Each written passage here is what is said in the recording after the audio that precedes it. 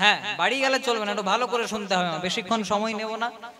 আজকে আমাদের যে আস্বাদনের বিষয়, লীলাটির নাম হলো দক্ষ যজ্ঞ বা সতীর দেহত্যাগ লীলা। প্রথমে আমাদেরকে একটু জানতে হবে, আমরা একটু পার্থক্য করে ফেলি মা। কেউ বলি জগন্নাথ বড়, কেউ বলে কৃষ্ণ বড়, কেউ বলে কালী বড়, কেউ বলে শিব বড়, কিন্তু এসব নিয়ে একদম মাথা ব্যথা করবেন না। যে কৃষ্ণ সেই গৌর, সেই জগন্নাথ, সেই শিব, সেই কালী, একদম এসব নিয়ে মাথা ব্যথা করবেন না। মায়েদেরকে একটা বাস্তব উদাহরণ দিই। আমার মামা বাড়ি হলো আসানসোলে, ভালো করে শুনবে মা, আমার মামা বাড়ি হলো আসানসোলে। আচ্ছা, মায়েদেরকে যদি প্রশ্ন করি, বলো তো মা, আমার মামা বাড়ি যদি আসানসোলে হয়, তাহলে আমার মায়ের বাপের বাড়ি কোথায় হবে? কোথায় হবে গো? রানীগঞ্জে? আসানসোলে? আবার বাবাদেরকে যদি প্রশ্ন করি, বাবা তাহলে বলুন তো আমার বাবা শ্বশুর বাড়ি কোথায় হবে? আসানসোলে। কথাটা কেন বললাম? আমি গেলাম মামা বাড়ি, মা গেল বাপের বাড়ি, বাবা গেল শ্বশুর বাড়ি, জায়গাটা একটাই। কেউ বলে জল, কেউ বলে পানি, কেউ বলে ওয়াটার, বস্তুটা বাবা একটাই। যেই শিব, সেই কালী, সেই জগন্নাথ, সেই কৃষ্ণ, এইসব নিয়ে একদম পার্থক্য করবেন না। আমরা বলি কলিযুগে কোন ভজন করা শ্রেষ্ঠ? দেখবেন, শিব পূজাই হোক, দুর্গা পূজাই হোক, লক্ষ্মী পূজাই হোক, সরস্বতী পূজাই হোক, প্রথমে ব্রাহ্মণ আসবেন, ব্রাহ্মণ ঠাকুর এসে পরে এক গন্ডুস জল নিয়ে প্রথমেই বলবে নমো বিষ্ণু, নমো বিষ্ণু, তদ বিষ্ণু।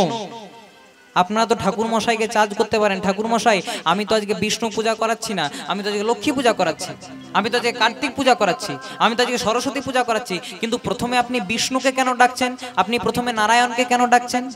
যদি প্রকৃত ঠাকুর মশাই হয়, আপনাকে উত্তর দেবে, প্রথমে আমি বাড়ির গার্জেনকে নিমন্ত্রণ করছি। বাড়ির গার্জেনকে নিমন্ত্রণ করলে যেমন অন্য সদস্যদের সবাইকে নিমন্ত্রণ করা হয়ে যায়, তেমনি কলিযুগে যদি কেউ কৃষ্ণ ভজন করে, তাহলে তার ৩৩ কোটি দেব দেবতা সবার ভজন করা হয়ে যায়নি। তাই গৌর প্রেমানন্দে। এইসব নিয়ে একদম পার্থক্য করবেন না। তাহলে আজকে আমরা যে লীলা শ্রবণ করব, একদম আজকের দিনটার উপযোগী লীলা। লীলাটির নাম হলো দক্ষ যজ্ঞ বা সতীর দেহত্যাগ। এই লীলা জানতে হলে, শুনতে হলে প্রথমেই কিন্তু বাবা আমাদেরকে একটু কৈলাস পর্বতে যেতে হবে। কৈলাস পর্বতে আজ ভোলানাথ একাসনে বসে রাম নাম কৃষ্ণ নাম জপ করছেন। রাম রাম রাম রাম, কৃষ্ণ কৃষ্ণ কৃষ্ণ কৃষ্ণ উচ্চারণ করে যাচ্ছে। যেই না রাম নাম কৃষ্ণ নাম জপ করছেন, আজ পদকর্তা মহাজন এক পাশে দাঁড়িয়ে কলম দিলেন, কৈলাস পর্বতে অতি মনোহরে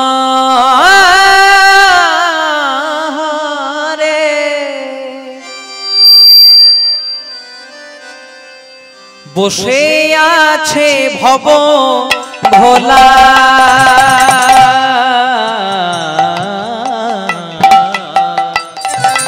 ওগো কৈলাস পর্বতে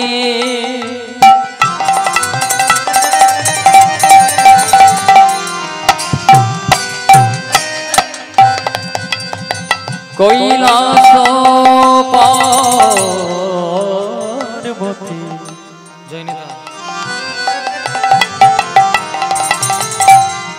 আহা মরি মরি কি শোভা, আজ ওই কৈলাস কৈলাস পর্বতে। তোরা দেখে যা, দেখে যা,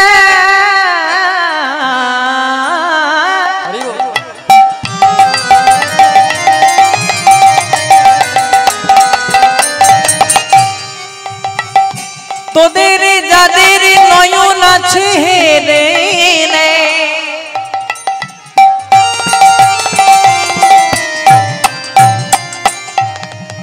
এমন রূপের বালায় কবু দেখি না,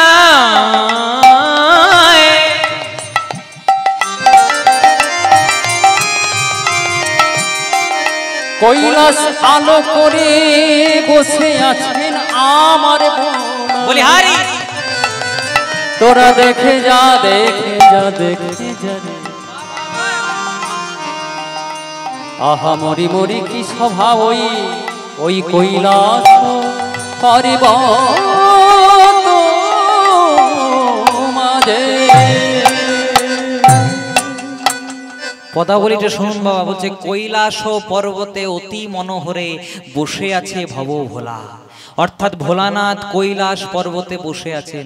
আর ভোলানাথ কৈলাস পর্বতে বসে বসে কি করছেন বাবা? ও যার মুখে রাম নাম,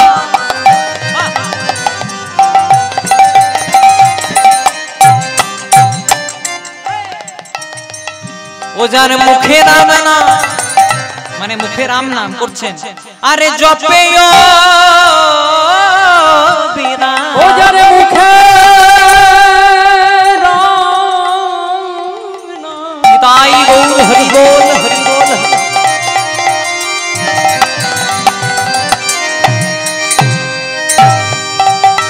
ও গো জপে ও যার মুখে রাম নাম।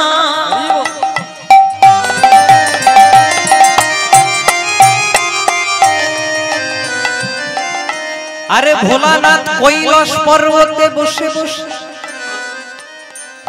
সে জপে বীণা, যার মুখে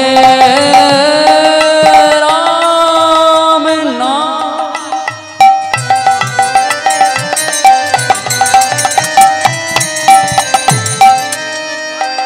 কত না মহানন্দ করে জপে বীণা।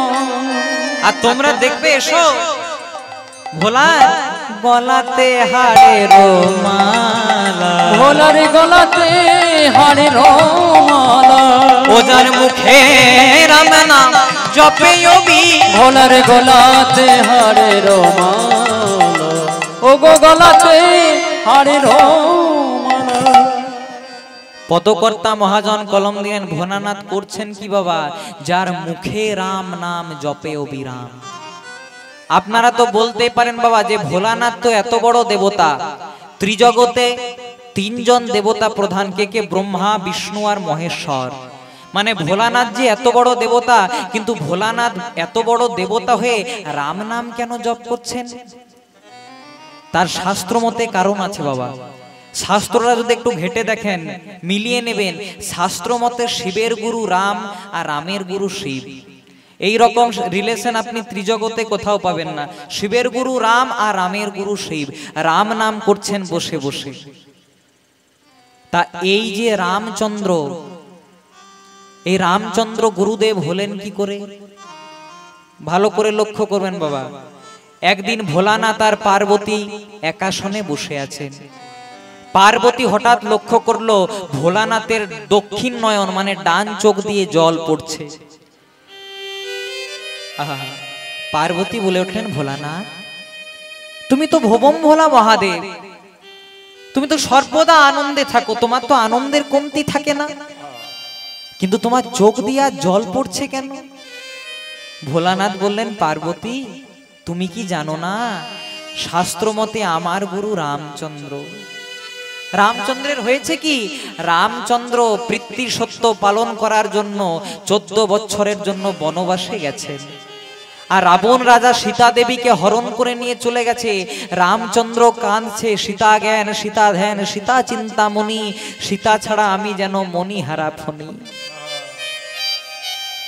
আর রামচন্দ্র যখন কাঁদছেন, আমার গুরুদেব রামচন্দ্রকে আমি আমার দক্ষিণ দিকটি মানে ডান দিকটি সমর্পণ করেছি, তাই রাম যখন কাঁদছে তখন আমার ডান চোখ দিয়ে দক্ষিণ নয়ন দিয়ে জল গড়িয়ে গড়িয়ে পড়ছে। পার্বতী বলছে, তোমার গুরু যে রামচন্দ্র এটা তো আমি আগে জানতাম না। রাম যদি তোমার গুরু হয় তাহলে রাম তো আমারও গুরু, কারণ আমি তোমার পত্নী। তোমার গুরু যদি হয় রাম তাহলে আমার গুরু, তাহলে রাম কেমন তোমার গুরু, রাম কেমন আমার গুরু? আজকে আমি রামচন্দ্রকে পরীক্ষা করতে যাব। ভোলানাথ বারবার করে বললেন, পার্বতী পরীক্ষা করতে যেও না, ও আমার গুরু, ওকে পরীক্ষা করতে যেও না। পার্বতী মানল না। পার্বতী রামকে পরীক্ষা করার জন্য করলেন কি মা, সীতাকে তো রাবণ হরণ করে নিয়ে চলে গেছিলেন। আজ পার্বতী করল কি, রামচন্দ্রকে পরীক্ষা করার জন্য পার্বতী নকল সীতা সাজলেন। নকল সীতা সেজে এসে যেখানে রামচন্দ্র কাঁদছিলেন, ক্রন্দন করছিলেন, প্রথমেই এসে হাত দুটিকে জোড় করে দাঁড়িয়ে দিলেন। প্রথমে দেখতে পেল কে? প্রথমেই দেখতে পেল রামের ভাই লক্ষণ। লক্ষণ দাদাকে বলছে, দাদা আর কেন না, আমাদের সীতা ফিরে চলে এসেছে। রামচন্দ্র প্রথমেই গেলেন, প্রথমে আপাদ মস্তক নিরীক্ষণ করলেন, মানে মাথা থেকে পা পর্যন্ত নিরীক্ষণ করলেন। এই মাথা থেকে পা পর্যন্ত নিরীক্ষণ করার পর রামচন্দ্র করজোড়ে প্রণাম নিবেদন করে বলছে, মাগো জানকী, কোথায় আছে মোর জানকী? মাগো জানকী, তুমি কি জানো মা যে কোথায় আছে আমার জানকী, আমার সীতা? পার্বতী বলছে, এই তো আমি তোমার জানকী, এই তো আমি তোমার সীতা। এমনি কথা বলতে নেই মা, তুমি আমার গুরুপত্নী পার্বতী, তুমি আজকে আমাকে পরীক্ষা করার জন্য এসেছো। তুমি আজকে আমাকে পরীক্ষা করার জন্য এসেছো। পার্বতী বললে, বুঝলে কি করে? কেউ বুঝতে পারলো না, তুমি কি করে বুঝলে? রামচন্দ্র বললেন, পার্বতী তুমি সীতা সাজার জন্য সব জায়গাটাকে ঢেকে নিয়েছো, কিন্তু তোমার তৃতীয় নয়নটি এখনো জল জল করছে। সীতার কটি নয়ন? দুটি। আর পার্বতীর কটি নয়ন গো মা? তিনটি। তাই বলছে, সীতার দুটি নয়ন, তোমার তিনটি নয়ন, তুমি সীতা সাজার জন্য সব জায়গাটা ঢেকে নিয়েছো, কিন্তু তোমার তৃতীয় নয়নটি যে এখনো জল জল করছে। আজ তোমার মনে বিষ্ণু প্রেম জাগরিত হয়েছে, এই ত্রেতা যুগে আমি তোমার মনোবাসনা পূর্ণ করতে পারবো না মা, কথা দিলাম। এরপরে হবে দাপর যুগ, সেই দাপরে হবে আমি লীলা পুরুষোত্তম শ্রীকৃষ্ণ, আর তুমি হবে আমার লীলা সহায়কারিণী, তোমার নাম হবে যোগমায়া। তাই এই যে শাস্ত্র মতে শিবের গুরু রাম, তাই শিব করেছে কি? বসে বসে গুরুর নাম করছে। ও যার মুখে নাম না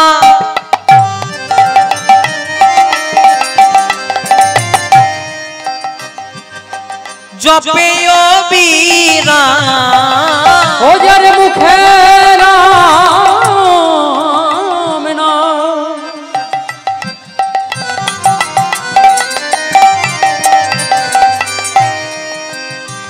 ও গো জপে অবিরাম।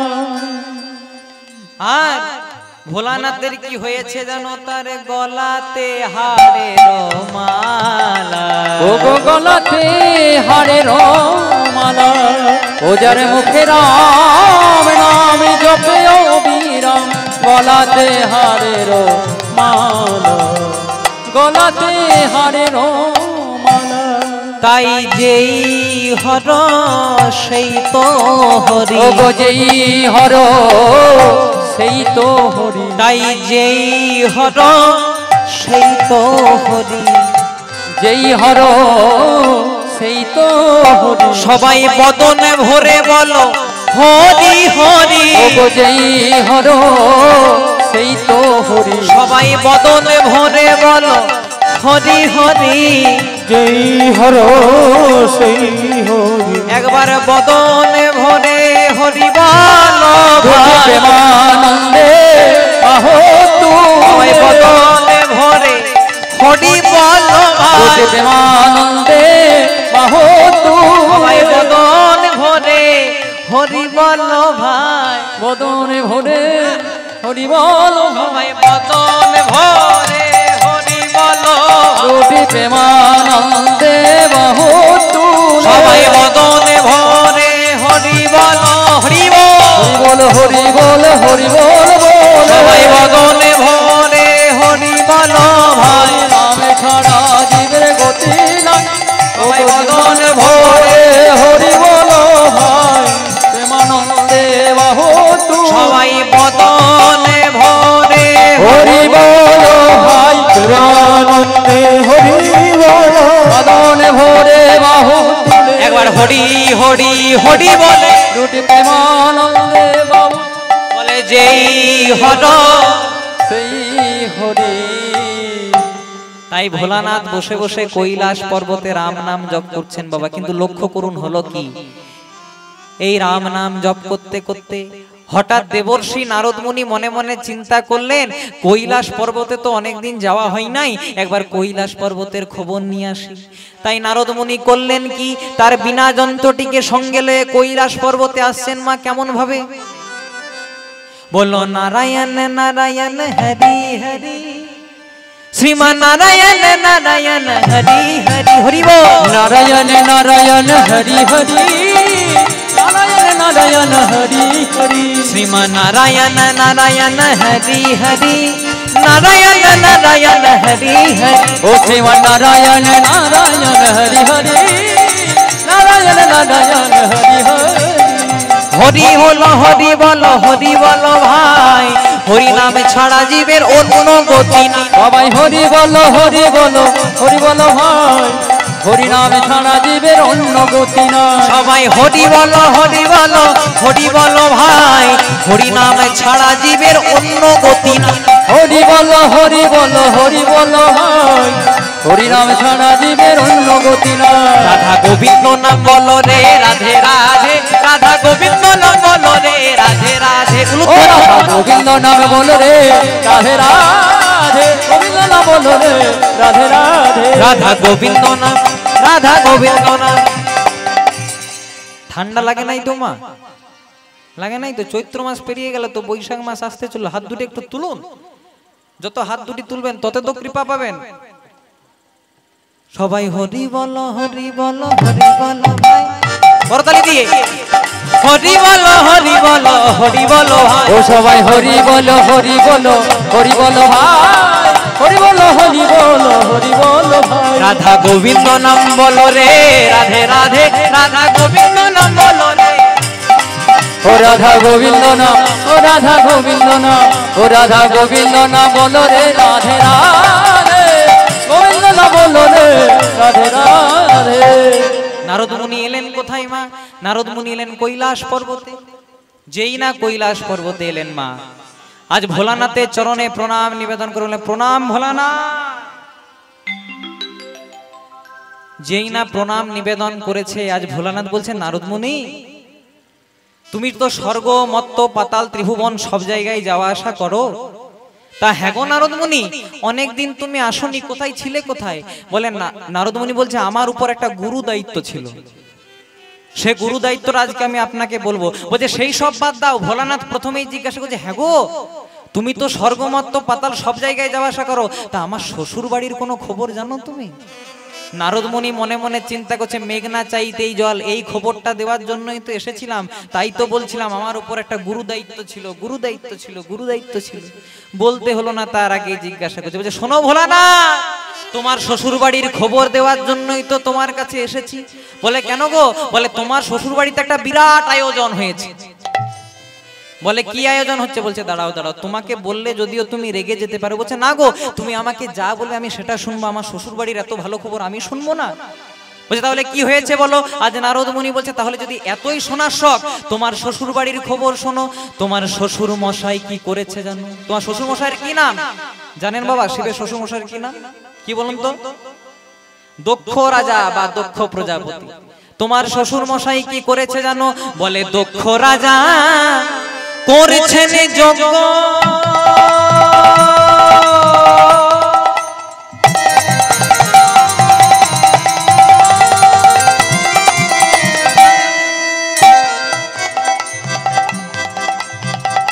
শান্তি পাওয়ার আসে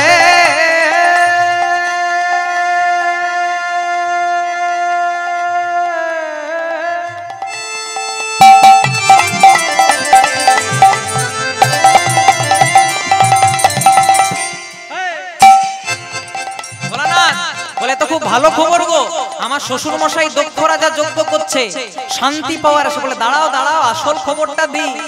তোমার শ্বশুর মশাই ত্রিভুবন মানে স্বর্গ মত্ত পাতাল সব জায়গায় নিমন্ত্রণ করেছে। বলে ত্রিভুবন তোমার শ্বশুর মশাই করেছে নিমন্ত্রণ। এবার বলো। বলে দাঁড়াও, এই খবরটাই তো দিচ্ছি। ভোলানাথ তুমি শুধু ভাবে দক্ষ রাজা করেছেন যজ্ঞ,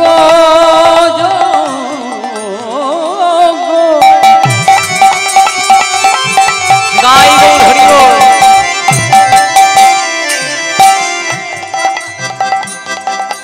শান্তি পাওয়ার আছে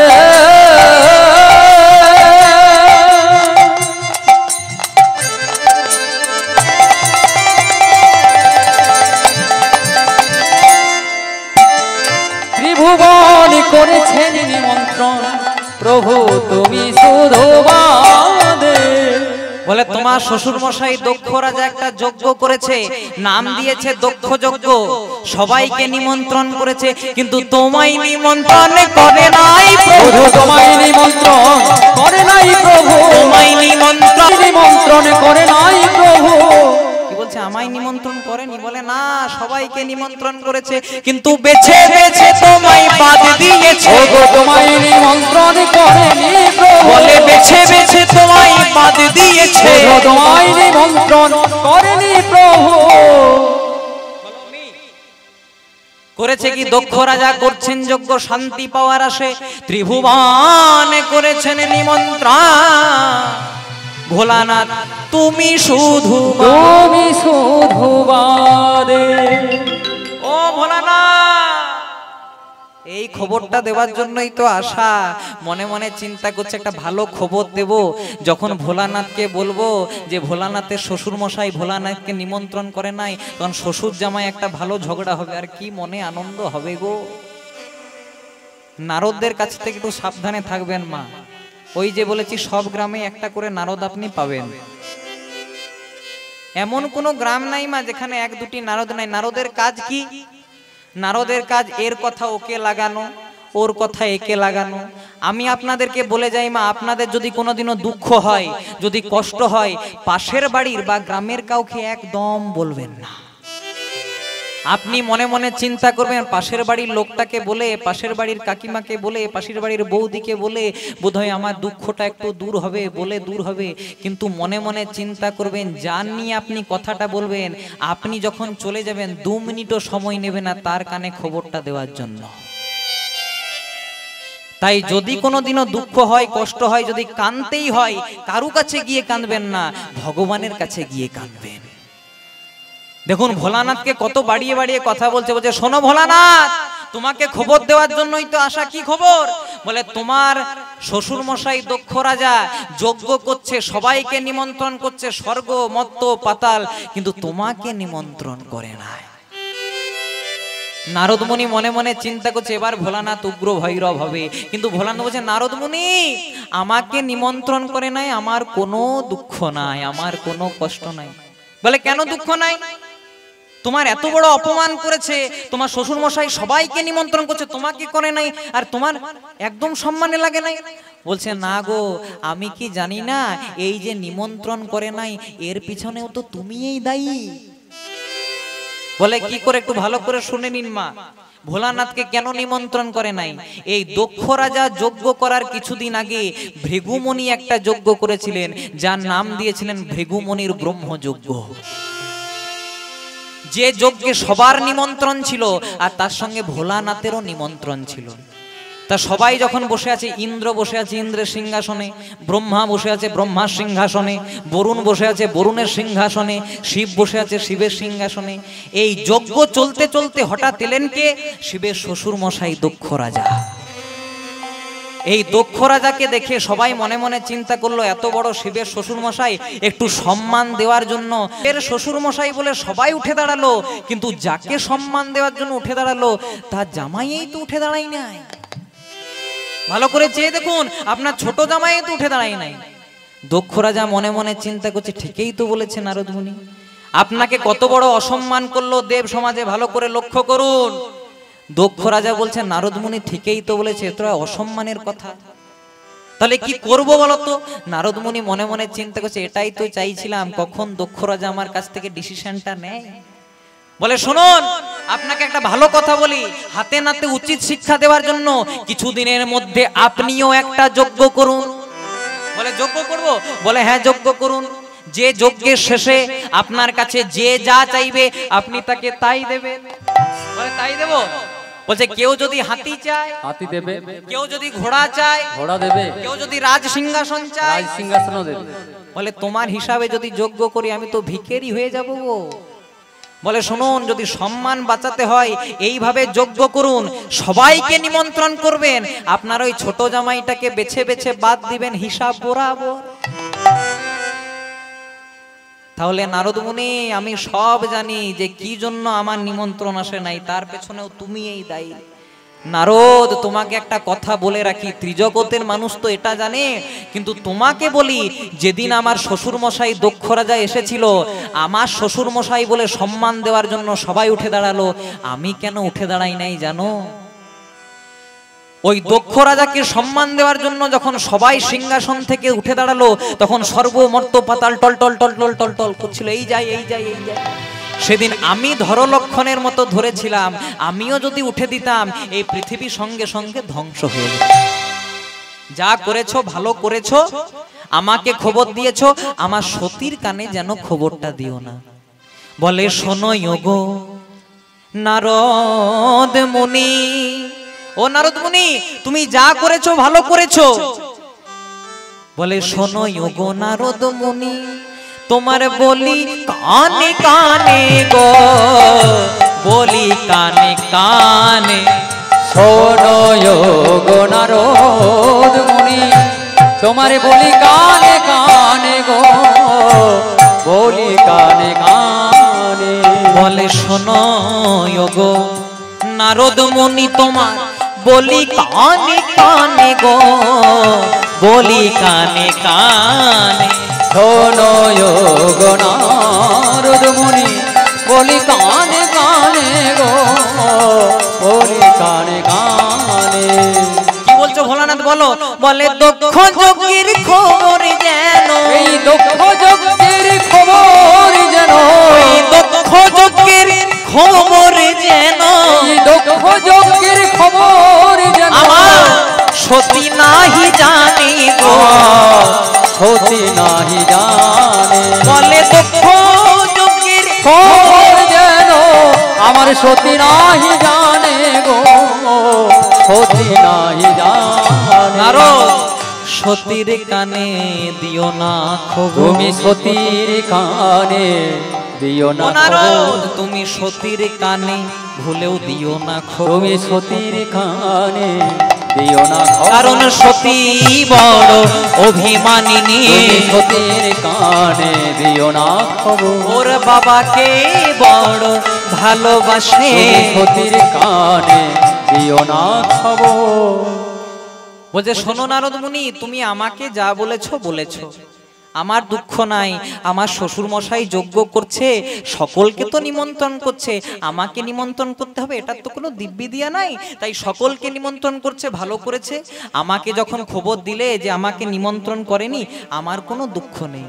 কিন্তু নারদ, সতী তো, লক্ষ্য করবেন মা, যদি কোনোদিনও আপনাদের বাপের বাড়িতে কোনো বড় একটা অনুষ্ঠান হয়, কিন্তু আপনাদেরকে যদি ডেকে পাঠানো না হয়, তাহলে মেয়ের মনে খুব কষ্ট হয় গো।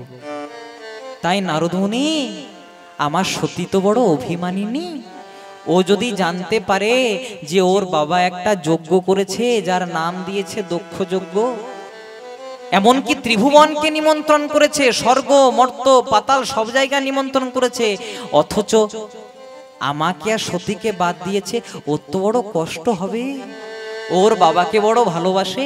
তাই নারদ মুনি, তোমার কাছে হাত জোড় করে বলে যাই, কৃপা করে আমার কানে দিলে ঠিক, কিন্তু সতীর কানে দয়া করে তুমি খবরটি দিও না গো। বলতে ঠিক আছে, সতীর কানে দিও না খবর। আর এইদিকে মনে মনে নারদ মুনি চিন্তা করছে, বাবা ভোলার কানে খবরটি দিলাম, মনে মনে চিন্তা করলাম ভোলানাথ উগ্র ভৈরব হবে, শ্বশুর মশাইয়ের সঙ্গে একটু যুদ্ধ লাগবে, তর্ক লাগবে, আমার তো মনে বড় আনন্দ হবে। কিন্তু যেটা ভাবছিলাম কিছু হলোই না। এবার একবার শেষ খেলাটা খেলে দেখি, একবার মা সতীকে খবরটি দিয়ে আসি। নারদ মুনি যে শোনো, ভগবান শিব না, আজ শিব বলছে শোনো নারদ মুনি, তুমি যা করেছো করেছো, আর তোমাকে তোমার মায়ের কাছে যেতে হয় না, কারণ তোমার মায়ের কাছে গেলেই তুমি খবর দিয়ে দেবে। তাই তোমাকে বারবার করি বলি, তোমাকে তোমার মায়ের কাছে যেতে হয় না, আমাকে বলেছো বলেছো, এবার তুমি তোমার নিজের কাজে চলে যাও। নারদ মুনি মনে মনে চিন্তা করছে, যদি মায়ের কানে খবরটা না দিই, আর সতী যদি না জানতে পারে, আর সতী যদি একবার জেনে যায় তার বাবা তাকে বেছে বেছে বাদ দিয়েছে, তখন একটা বড় ঝগড়া হবে, কতই না আনন্দ হবে। এই নারদদের কাজ কি? সবার সঙ্গে শুধু সবার বিয়োগ লাগানো। তিলটাকে তাল করে বলছে, বলছে তাহলে বাবা তুমি তো যেতে বন্ধ করছো, কিন্তু তোমাকে কথা দিলাম বাবা, আমার মা যদি জানতে পারে যে নারদ মুনি এসেছিল এতদিন পরে আমার সঙ্গে দেখা করে নাই, কতই না দুঃখ পাবে। আর মনে মনে চিন্তা করছে যদি একবার প্রবেশ করতে পারি তাহলে সতীর কানে খবরটা দেব, তবে আসবো। বলছে শোনো নারদ, তুমি যা বলছো বলছো, তোমাকে আমি প্রবেশ করতে দেবো না। বলছে তোমার চরণে হাত দিয়ে বলছি বাবা, আমি যদি সতীর কাছে যাই আমি কিন্তু খবর দেবো না। বলছে 3 সত্য করো। নারদ মুনি বলছে ঠিক আছে, তোমার কাছে 3 সত্য করলাম, সতীর কানে খবর দেব না, দেব না, দেব না। বললো দেব না, দেব না, দেব না। আর নারদ মুনি মনে মনে চিন্তা করছে একবার যদি ঢুকতে পারি, বললাম তো দেব না, কিন্তু একবার যদি ঢুকতে পারি সতীর কানে খবর দেব, দেব, দেব। বলছে ঠিক আছে। ভোলানাথ এত কিছু জানে না তো, এত সব কিছু জানে না। ভোলানাথ বলছে ঠিক আছে, তুমি তোমার মায়ের কাছে যাও, কিন্তু তোমাকে হাত জোড় করে বলি তোমার মায়ের কাছে একদম খবর দেবে না। এবার নারদ মুনি প্রবেশ করেছে মা। যেই না নারদ মুনি প্রবেশ করেছে অমনি সতী মা কি করছে দেখো, বলে দাঁড়িয়ে আছে দক্ষবালা, ত্রিনয়নে করে আলা। বসে আছে, দাঁড়িয়ে আছে দক্ষবালা, ত্রিনয়নে করে আলা। দাঁড়িয়ে আছে মা, মা, মা।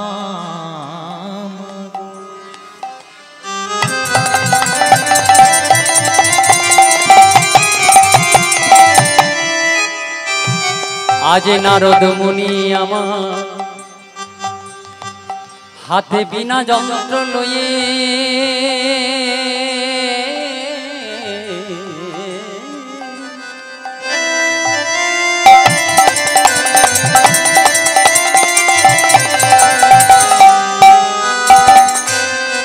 মা সতীর কাছে চলে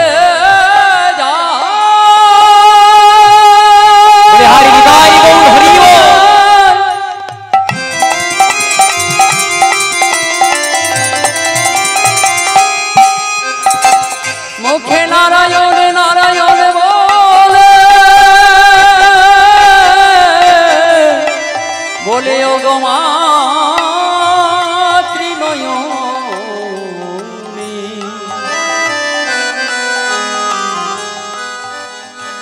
তুমি এই নারদ মহামুনি প্রণাম লও, ও গো মা দক্ষ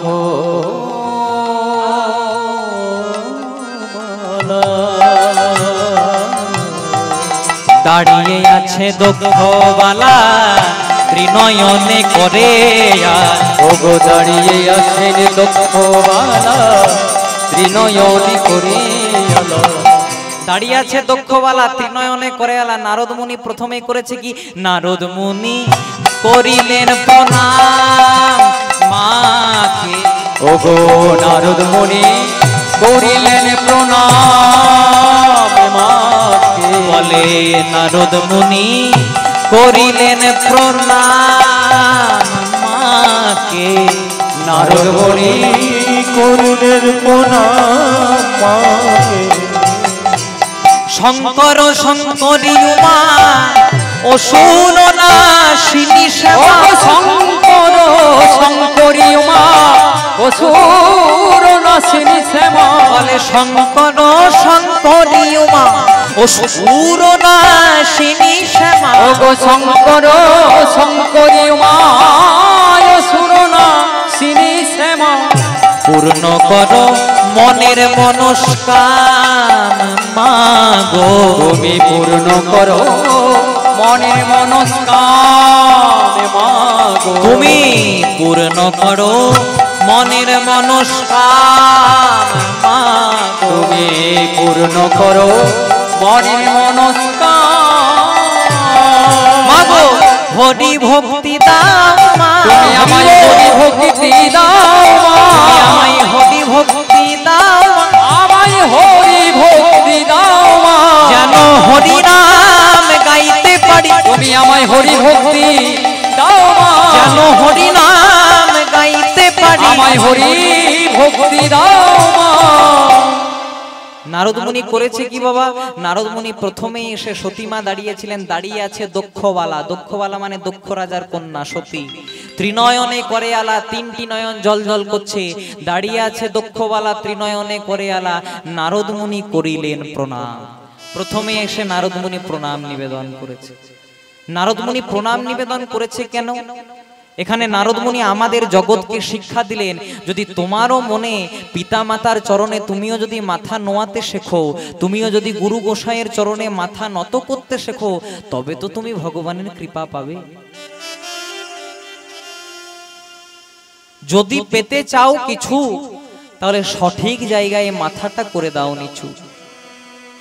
লক্ষ্য করবেন বাবা, আমরা যদি এখন একটু কিছু শিখে গেছি তাহলে প্রথম থেকে আমাদের উঁচু উঁচু ভাব, কিন্তু ভগবান বললেন না, তুমি যদি পেতে চাও কিছু তাহলে সঠিক জায়গায় মাথাটা করে দাও নিচু। দেখবেন বাবা, যাদের বেশি জ্ঞান তারা কিন্তু বেশি কথা বলে না, তাদের কিন্তু বেশি অহংকার থাকে না। আর যাদের অল্প জ্ঞান, কথায় আছে অল্প বিদ্যা ভয়ঙ্করী। যদি পেতে চাও কিছু, সঠিক জায়গায় মাথাটা করো নিচু। আর মাথা নিচু করেছিল কে? মহাভারতের যুধিষ্ঠির মহারাজ। কাল থেকে হবে কুরুক্ষেত্রের যুদ্ধ, ভালো করে শোনো, কাল থেকে হবে কুরুক্ষেত্রের যুদ্ধ। কিন্তু ঠিক আজ সন্ধ্যা বেলায় ধর্মরাজ যুধিষ্ঠির এলেন কোথায় বাবা? শতপুত্রের মাতা গান্ধারী জননীর কাছে। যেই না গান্ধারী জননীর কাছে এলেন বাবা, সবেমাত্র গান্ধারী জননী মাথায় ঘোমটা দিয়ে তুলসী তলায় প্রদীপ দিচ্ছে। আপনারা দেন তো মা? আপনাদের বাড়িতে তুলসী মন্দির আছে?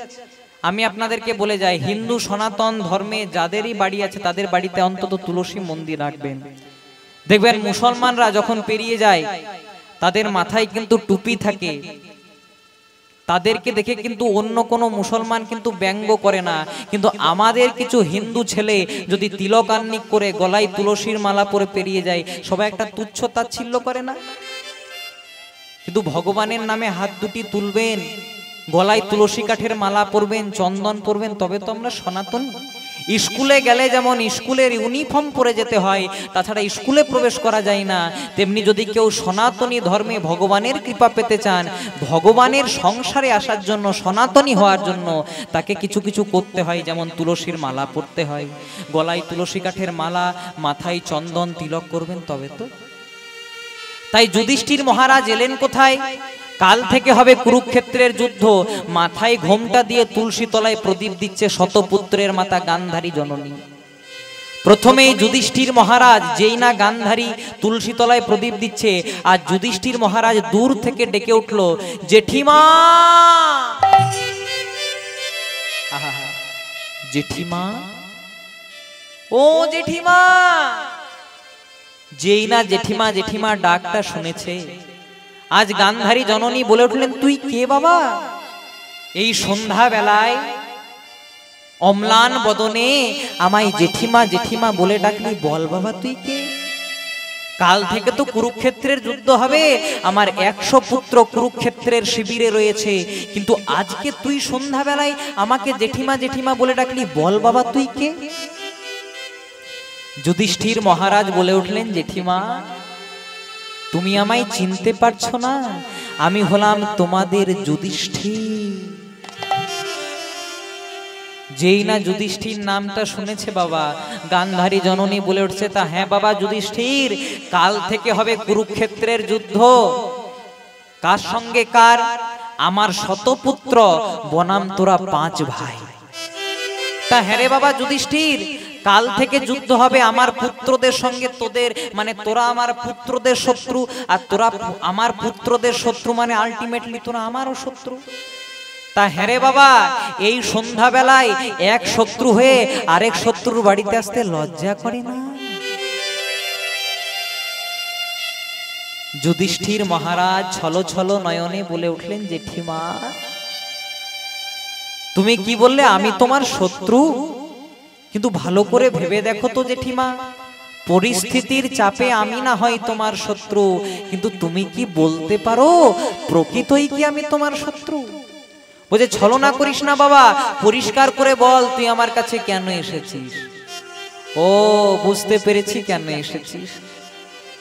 কাল থেকে কুরুক্ষেত্রের যুদ্ধ চলাকালীন তোরা তো আমার পুত্রের সঙ্গে পেরে উঠবি না, তাই যেহেতু পেরে উঠবি না আগের থেকেই ছলনা করে কৃষ্ণ পাঠিয়ে দিয়েছে আমার কাছে রাজ সিংহাসন চাইতে এসেছিস, আমার কাছে রাজ ঐশ্বর্য চাইতে এসেছিস। যুধিষ্ঠির মহারাজ বললেন জেঠিমা কি বললে, রাজ সিংহাসন চাইতে এসেছি? না গো জেঠিমা। কেন রাজ সিংহাসন চাইতে আসিসনি? না গো জেঠিমা, যার হৃদয় সিংহাসনে সদা সর্বদা গিরিধারী গোপীনাথ বিরাজ করেন তার কি কোনোদিনও জাগতিক সিংহাসনের প্রয়োজন হয় জেঠিমা? আর রাজ ঐশ্বর্য চাইতে এসেছি সেটা তো তুমি দূরেই রাখো গো। যে রাজ ঐশ্বর্য পেলে মানুষ স্বয়ং পরমানন্দ গোবিন্দকে ভুলে যায়, সে রাজ ঐশ্বর্য চাইতে আসে। তাহলে রাজ ঐশ্বর্য চাইতে আসিসনি, রাজ সিংহাসন চাইতে আসিসনি, তাহলে এসেছিস কেন? বলে আমি তোমার কাছে কেন এসেছি সব খুলে বলবো, শুধুমাত্র তুমি যে ঘরটাতে দাঁড়িয়ে আছো সেই ঘরটা থেকে বাইরে বেরিয়ে একবার আমার কাছে এসো। কেন রে বাবা, কাছে কেন যাব? বলে আমি তোমাকে নিষ্কাম গোবিন্দ কথা বলতে এসেছি, আর তুমি যে ঘরটাতে দাঁড়িয়ে আছো সে ঘরটা হলো কামনা বাসনার ঘর।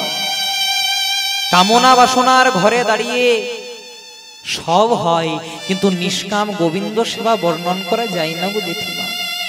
যেই না কথাটা বলে দিয়েছে জেঠিমা চলে এসেছে, আর যুধিষ্ঠির মহারাজ এই সুযোগটারই অপেক্ষা করছিল। যেই না গান্ধারী এসেছে মা, যুধিষ্ঠির গান্ধারীর চরণ দুটিকে তার বক্ষ মাঝে জড়িয়ে ধরেছে। জেঠিমা কেন এসেছি জানো? রাজ সিংহাসন চাইতে আসিনি গো, আর রাজ ঐশ্বর্যও চাইতে আসিনি। তাহলে কেন এসেছিস বল না বাবা, তুই কেন এসেছিস? জেঠিমা কাল থেকে হবে কুরুক্ষেত্রের যুদ্ধ, কোন দল যে জিতবে কোন দল যে হারবে, কে যে বাঁচবে কে যে মরবে কেউ জানে না জেঠিমা। কেন এসেছি জানো? তুমি আমার বড় মা, তুমি আমার গুরুজন, তোমার কাছে কেন এসেছি জানো জেঠিমা? কাল থেকে হবে কুরুক্ষেত্রের যুদ্ধ জেঠিমা। ওই যুদ্ধ চলাকালীন আমি যুধিষ্ঠির যদি কোনোদিনও মারা যায়, আমার মরার ভয় নেই জেঠিমা। কাল থেকে যুদ্ধ চলাকালীন আমি যুধিষ্ঠির যদি কোনোদিনও মারা যায়, আবার যদি কোনোদিনও মনুষ্য জন্ম নিয়ে পৃথিবীতে আসি, তুমি আমাকে আশীর্বাদ করো জেঠিমা। এর পরেও যদি আমি মানব জন্ম লাভ করি, আমার যেন দুঃখ হয়, আমার যেন কষ্ট হয়, আমার যেন যন্ত্রণা হয়। গান্ধারী জননী বলছে কি চাইছিস বাবা? সবাই তো সুখ চায়, সবাই তো সমৃদ্ধি চাই, সবাই তো টাকা পয়সা চাই, সবাই তো ধন দৌলত গাড়ি বাড়ি চাই, কিন্তু তুই আমার কাছে দুঃখ কষ্ট যন্ত্রণা কেন চাইছিস? কেন চাইছি জানো জেঠিমা?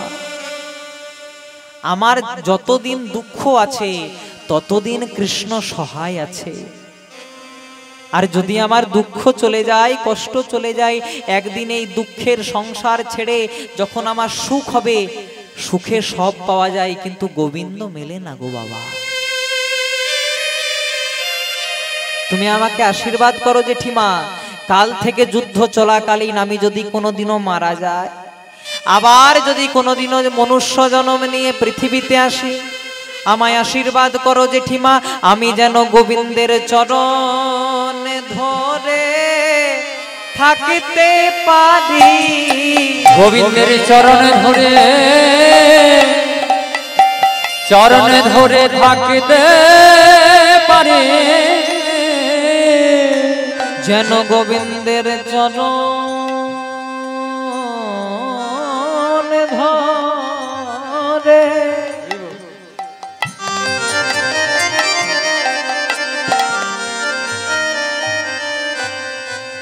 আমি যুধিষ্ঠির যদি কোনোদিনও মারা যায়, কোনোদিনও মারা যায়, কাল থেকে কুরুক্ষেত্রের যুদ্ধ চলাকালীন আমি যদি কোনোদিনও মারা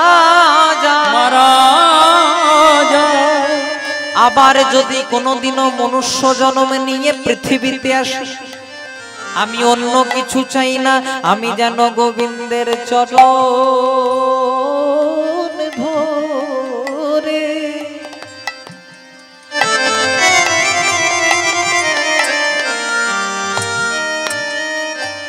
যেন চরণ ধরে থাকতে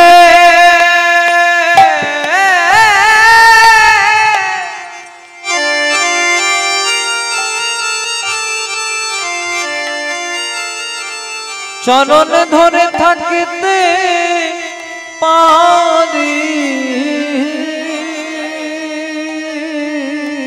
তাই গোবিন্দের চরণে ধরে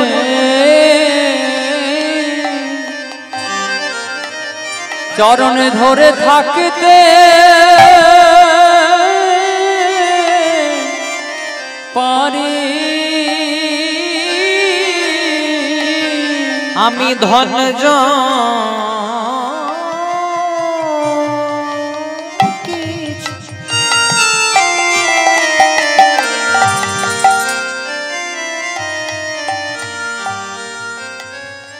ধন জনে কিছু চাই না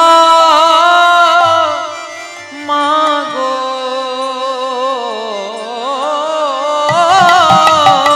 যেন চরণে ধরে থাকতে পারে, যেন ধন জনে কিছু চাই না মাগো, যেন চরণে ধরে থাকতে পারে। আমি ধন জনে কিছু চাই না মাগো, যেন চরণে ধরে থাকতে পারি। মাইরা ইউলু ইউলু ইউলু দাও, একেবারে হরি বল হরি বল হরি বল, সবাই প্রেমানন্দে দুটি বাহু, এমন সাধের মানব জনম পেয়ে হরি বল হরি বল হরি বল। এমন মানব জনম হয় কি না হয় গো এখন না হয় বলবে কখন, সাধের মানব জনম লাভ করে মদনে ভরে হরি বল বলো। একবার হরি বল হরি বল হরি বল বলে দুটি প্রেমানন্দে বাহ তুলে, হরি বল হরি বল হরি বল বলে দুটি প্রেমানন্দে বাহ তুলে, একবার হরি বল হরি বল হরি বল বলে একবার প্রেমানন্দে বাহ তুলে, হরি বল হরি বল হরি বল হরি নামে ছাড়া দিবের গতি, একবার হরি বল হরি বল হরি বল বলে প্রেমানন্দে বাহ তুলে, একবার হরি বল হরি বল হরি বল দুটি প্রেমানন্দে বাহ তুলে, সবাই বাহু দুটি ঊর্ধ্বে কোণ, একবার হরি বল হরি বল হরি বল বলে, হরি বল হরি বল হরি বল বলে প্রেমানন্দে বাহ তুলে, একবার হরি বল হরি বল হরি বল বলে, প্রেমানন্দে বাহু একবার হরি বল হরি বল হরি বল বলে, প্রেমানন্দে বাহু যেন গোবিন্দের চরণে ধরে থাকতে পারে। যুধিষ্ঠির মহারাজ বলল, জেঠিমা আমার অন্য কিছু চাই না, তুমি তো আমার বড় মা, তুমি তো আমার গুরুজন, তুমি আমাকে আশীর্বাদ করো, কাল থেকে হবে কুরুক্ষেত্রের যুদ্ধ, সেই যুদ্ধ চলাকালীন আমি যুধিষ্ঠির যদি কোনোদিনও মারা যাই, আবার যদি কোনোদিনও মনুষ্য জন্ম নিয়ে পৃথিবীতে আসি, আমি যেন গোবিন্দের চরণ ধরেই থাকতে পারি। যেই না কথাটা বলে দিল মা, গান্ধারী জননী আর থাকতে পারলেন না, যুধিষ্ঠিরের মাথায় হাতটিকে দিয়ে পরে বললেন, বাবা যুধিষ্ঠির, আমার যদি বিন্দু মাত্র ভগবানের চরণে মতি থাকে, আমি তোকে আশীর্বাদ করলাম, কাল থেকে হবে কুরুক্ষেত্রের যুদ্ধ, সেই যুদ্ধ চলাকালীন ধর্মের হবে জয় আর অধর্মের হবে নিশ্চিত পরাজয়। তাহলে দেখুন বাবা, কুরুক্ষেত্রের যুদ্ধটা হলো না, তার আগে রেজাল্টটা উঠে গেল, পাণ্ডব জিতবে কৌরব হারবে। কেন? কারণ তাকে গোবিন্দকে আশ্রয় করেছিল। যদি একটা একের পিঠে একটা শূন্য দি বাবা, তাহলে হয় 10, 10-এর পিঠে শূন্য দিলে হয় 100, 100-এর পিঠে শূন্য দিলে হয় 1000, আর 1000-এর পিঠে শূন্য দিলে হয় 10,000। কথাটা কেন বললাম? একটিকে রেখে আমরা যতই শূন্য দেব বাবা, মানও বাড়বে, পরিমাণও বাড়বে। কিন্তু যদি শূন্য দিতে গিয়ে একটাকে ছেড়ে ফেলি, তাহলে আমাদের মানও শূন্য, পরিমাণও শূন্য। তেমনি এক হলেন পরমানন্দ গোবিন্দ। গোবিন্দকে রেখে আমরা যা কিছু কাজ করব সবই ভালো হবে, কিন্তু কোনো কাজ করতে গিয়ে যদি গোবিন্দকে ছেড়ে ফেলি, তাহলে আমাদের সব শূন্য হয়ে যাবে। তাই গৌর প্রেমানন্দ।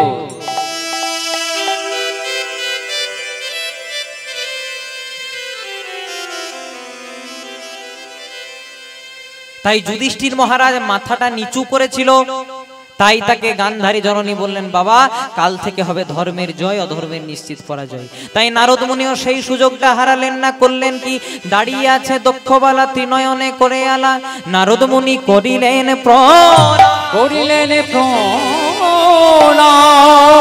শঙ্কর শঙ্করী উমা অসুর নাশিনী শ্যামা পূর্ণ কর মনের মনস্কার। প্রথমেই নারদ মুনি এসে সতীমাকে প্রণাম করলেন, প্রণাম সতীমা।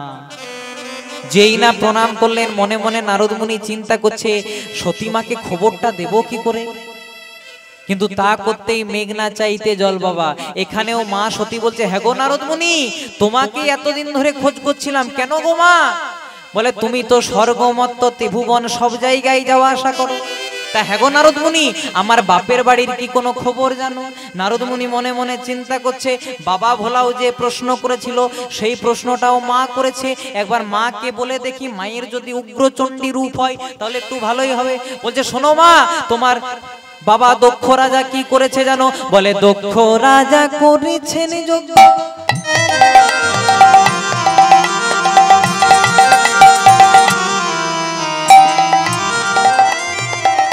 শান্তি পাওয়ার আসে ত্রিভুবন করেছেন নিমন্ত্রণ, মা তোমরা শুধু বাদে।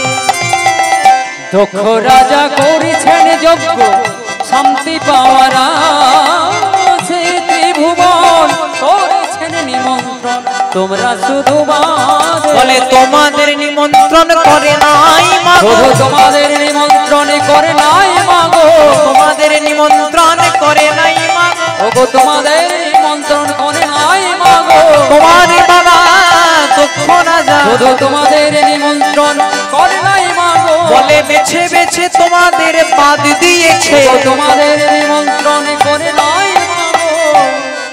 নারদ মুনি যেই না মাকে প্রণাম করেছে, সতীমা বলছে, ও নারদ মুনি, তুমি তো স্বর্গ মর্ত্য পাতাল ত্রিভুবন যাওয়া আসা করো, তা আমার বাপের বাড়ির কি কোনো খবর জানো? নারদ মুনি মনে মনে চিন্তা করছে, বলে দি, কিন্তু সতীমা